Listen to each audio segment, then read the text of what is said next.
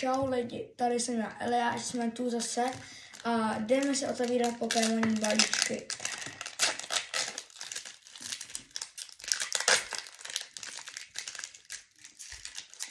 Tak, co budeme mít? Takže máme tady Pikachu, máme tady nějakýho, pak tady máme něco a zajímá nás, co bude hlavně poslední karta.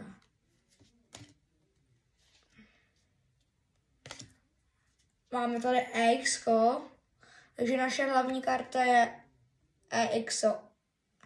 Takže a pak tady máme ještě trenéra, takhle, a tady dvě kartičky.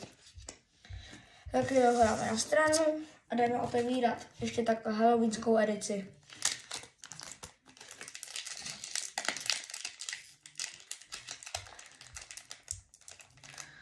Jsem si nůžkama, hlavně nerozstříhneme kartičky.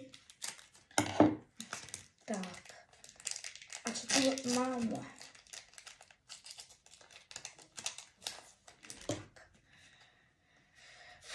Takže máme Tyvisk tady, pak tady máme zase holo kartičku a je to Gengar. Tak a pak tady máme ještě poslední balíček. Zase. A tam bude co?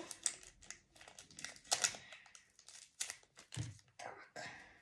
Holo, Umbreo a Exem, takhle. A nejlepší karta tohle. A teď si všechno ukážem, co jsme tam měli ve všech balíčkách. Dobře, takže. Ve všech balíčkách jsme měli Klens. Tak. Ve všech balíčkách jsme měli takhle. Tohle. Tohle. Tohle. Tohle. Tohle. Tohle. Tohle. Tohle. Tohle. Tohle. Tohle. Tohle. A pak ty dobré karty. Takhle. Vidíte to? Takhle. Takhle. Gengar. Tady čněnský.